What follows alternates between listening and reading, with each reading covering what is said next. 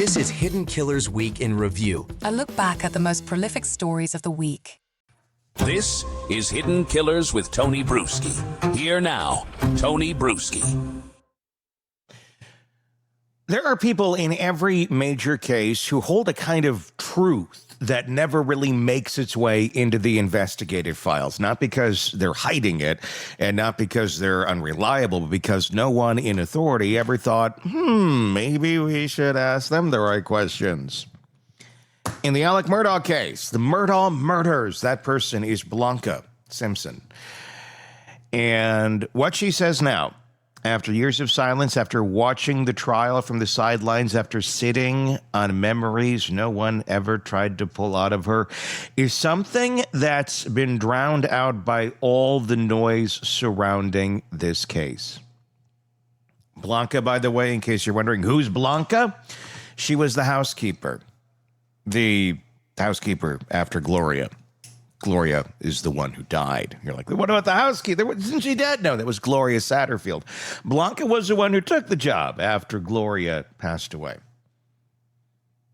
So what does Blanca say in this new memoir that she talks about her experiences at Moselle in? She doesn't believe Alec Murdaugh acted alone. And think about this for a second. This is coming from someone probably better than anyone alive who was close to this family. Unlike anyone alive who was close to this family. Alec had friends, he had relatives, he had this, he had that. Blanca was there every day. She was seeing the most intimate moments when she should and shouldn't have. She was just there. So sure, things had been said, things were not said, she was part of everyday life. And when you get to part of everyday life with somebody, just think of that. Think of your own life. Think of everyday life. If you had somebody who was going around doing chores, doing the things around the house to help out, room to room, you're having conversations, you're living your life, they're learning the intimate details of you no one else ever sees. And you're not always the most guarded when that person is around either. So there's not always a show being put on, as many narcissists will do in front of their friends and family, as Alec did when he knew the spotlight was on him. No. When your housekeeper, which is what she was,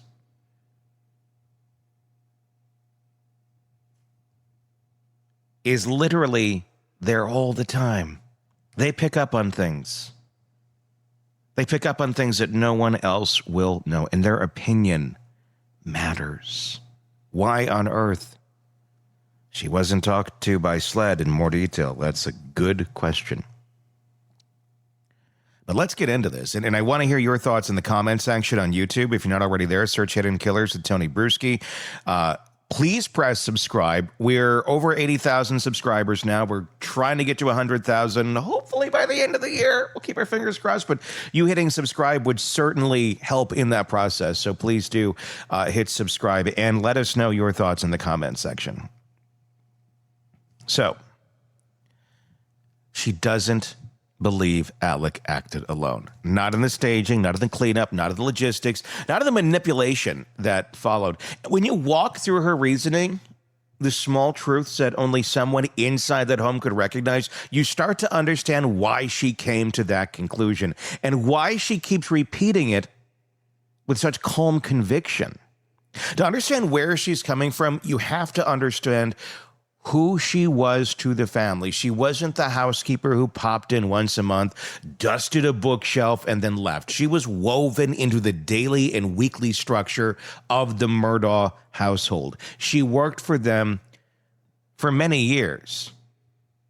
She knew where every shirt belonged, how every towel was folded, what was normal in the kitchen, what wasn't. She knew Maggie's rituals. She knew her dislikes, her habits, her rhythms. She knew how Maggie parked her car, how she organized her purse, how she prepared for bed, and how she traveled between properties, and how she liked the house to look when she walked in the door. And she had affection for them. authentic affection, as one does when you're in that role. You become part of someone's life. She loved Maggie. She adored Paul, and she trusted Alec. She does not enter the story as someone looking to blow up the family. She enters as someone who once believed sincerely that Alec could not have harmed the people he claimed to love most. And that makes her shift all the more devastating. The morning after the murders, Alec calls her early. His voice is shaky. He sounds broken. She believes him immediately. Why wouldn't she? At this point in the story, he's still the charismatic lawyer she worked beside for years, not the man later convicted of murdering his wife and son. She drives to Moselle expecting to find chaos, grief, devastation, but what she finds instead is something far stranger. She steps out of her vehicle, and the first thing she notices is Maggie's Mercedes SUV. It's parked in the wrong place.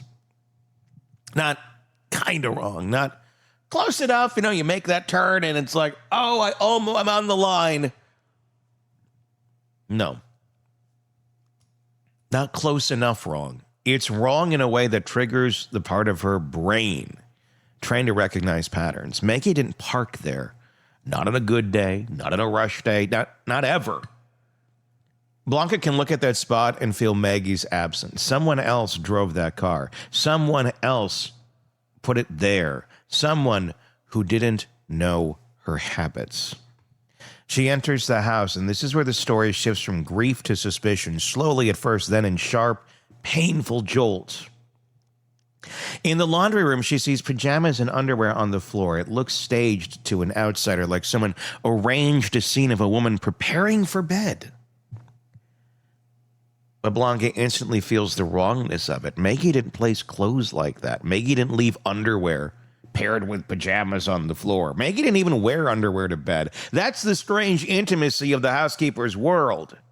She knows things the police don't, things the lawyers don't, things the documentaries don't. That underwear should not be there. Those pajamas should not be there. The entire picture should not exist. So who on earth is setting out pajamas and underwear for Maggie? It's certainly something Alec didn't do. He never talks about doing that. I was out getting Maggie's underwear and her jammies all set so she could snuggle up in bed after she came in from the kennels. Maggie wasn't even staying there that night.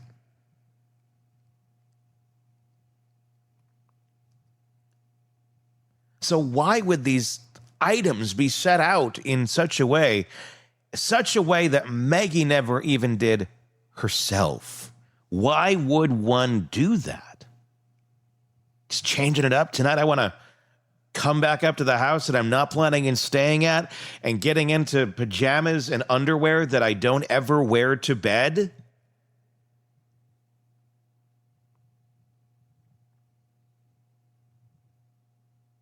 And if Alec did it in some sort of weird, let me make you more comfortable here, Maggie, way, then why have we never heard a word of it?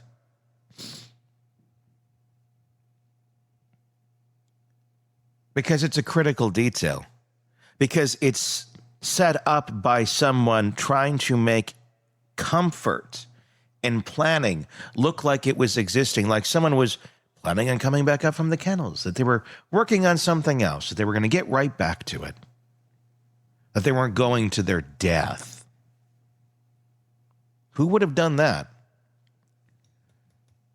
Probably someone who knew that they weren't ever coming back up to the house. And that detail is critical because whoever staged that tableau did not understand Maggie at all. And Blanca is clear. This wasn't sloppy staging. It was someone trying to make an argument without ever using words. Maggie was staying here tonight. Maggie was settled in. Someone wanted investigators to see a woman who was comfortable at Moselle that evening. Someone who had unpacked. Someone who had prepared for bedtime.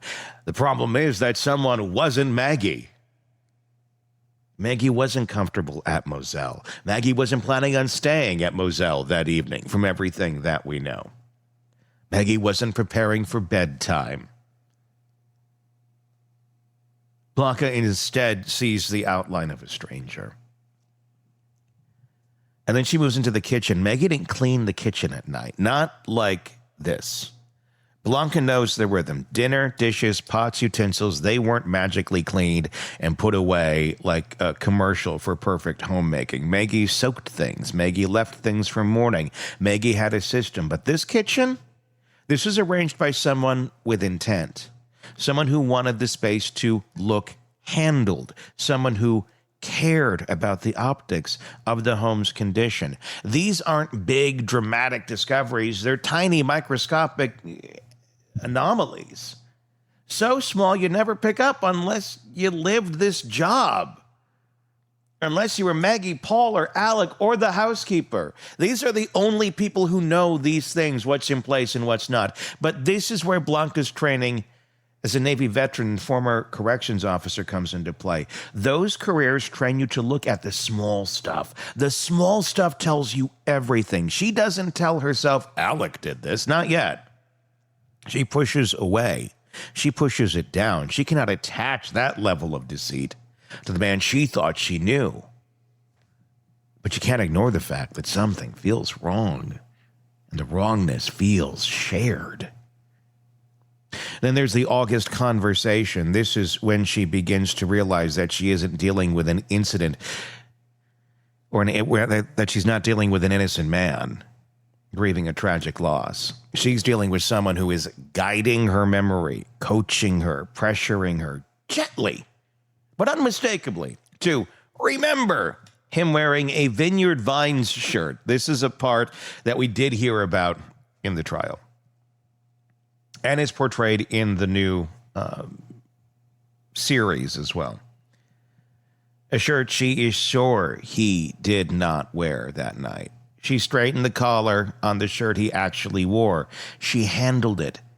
She can feel the fabric in her mind. And the shirt he told her to remember, it never resurfaced. Neither did the one from Paul's Snapchat video hours before the murders. Neither did the Adesto Beach towel.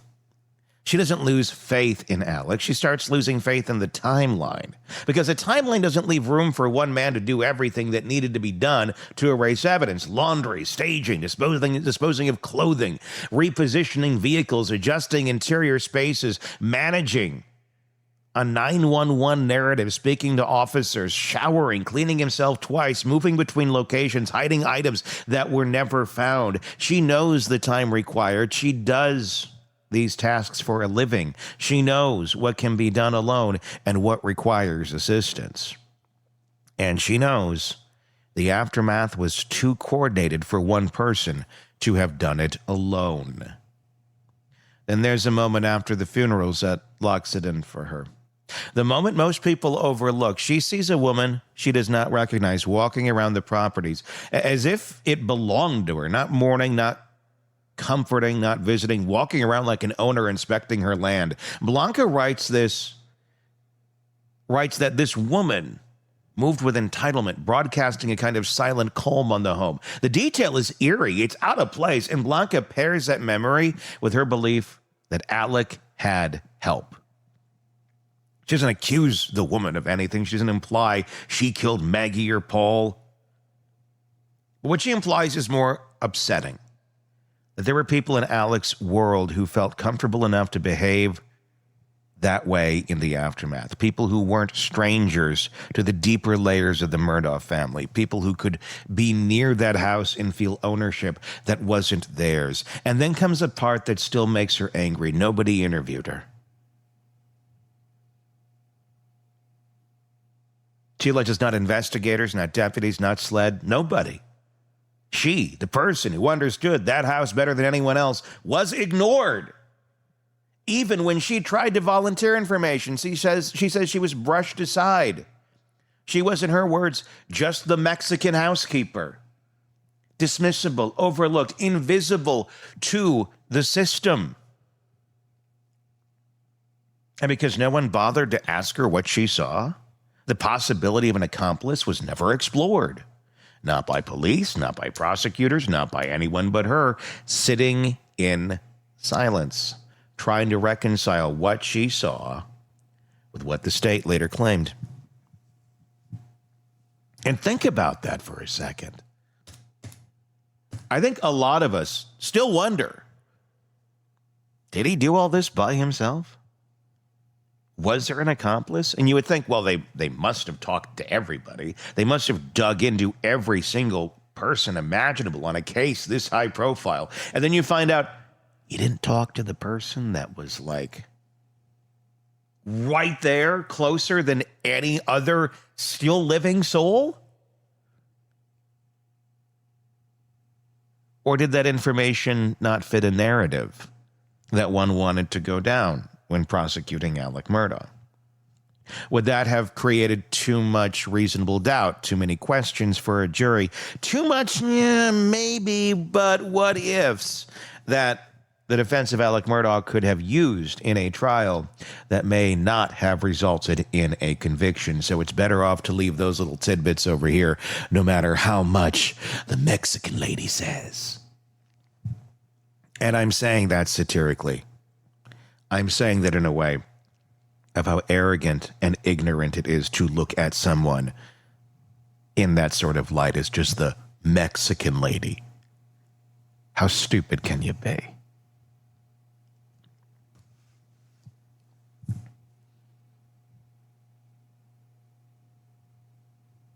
To write somebody off, to push them away because of their ethnicity, because they don't look exactly like you. She must not know much around these Moselle parts, does she? The ignorance of people is always stunning, isn't it? Then there's the towel. The beach towel she washed, dried, folded, and placed on a high shelf the morning of the murders. The towel that should have stayed in the laundry room until she moved it again. That towel that she later saw clear as day in the passenger seat of Alec's Suburban on police body cam footage.